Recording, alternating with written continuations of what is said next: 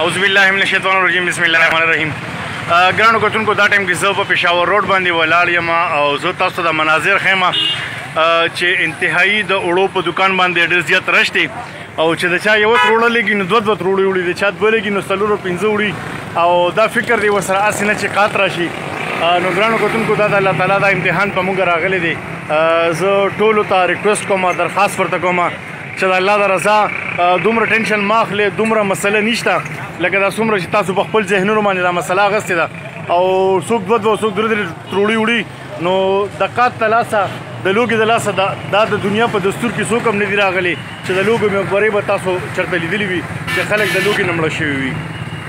نو زما ټولو کتونکو ته دا خواست دی چې دومره ټینشن مه اخلئ، دومره ضرورت نشته. او د تروړې ریټ چې کوم دی نو هغه هم 100 روپۍ ګرانه شوه.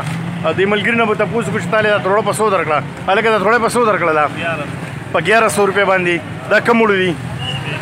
سپیشل وړو. ها په 1100 روپۍ باندې ولا د سپیشل وړو تروړه ورکړله. خو دا ویډیو زه ځکه کوم چې ما څو ځایونو کې خلک داسې ولیدله چې هغې چې کوم دي د وړو په دوکانونو د کریانې په دوکانونو باندې انتهایی رش دی او چې د چا به دړی وړو لګېدل نو هغه 2 تروړې وړو وړي. نو پته نه لګي چې دا قات د وړو را روان دي سی چل دی او موږ یا په ایمان باندې کمزور یو.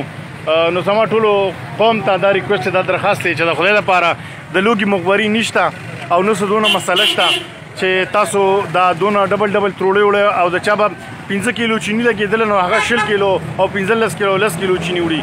خو داسې به د چا دال لګېدو کیلو دال لګېدو نو هغه 3 کیلو 4 کیلو وړي. نو زما ټولو وروڼو ته دا خواست دی چې د الله تعالی د امتحان په موږ راغلی دی نو د خدای دپاره د الله تعالی نه دعاګانې غواړئ چې الله تعالی زموږ دا مسله حل کړي او نه د وړو قات شته نه د چی چینې قات شته او ټولو خلک لګیا دي ډبل سامانونه علي. نو ګرانو کتونکو زموږ په دې ملک دا وبا راغلی ده، د الله تعالی نه دعا غوښتل پکار دي چې الله تعالی زموږ دا مسله ختمه کړي.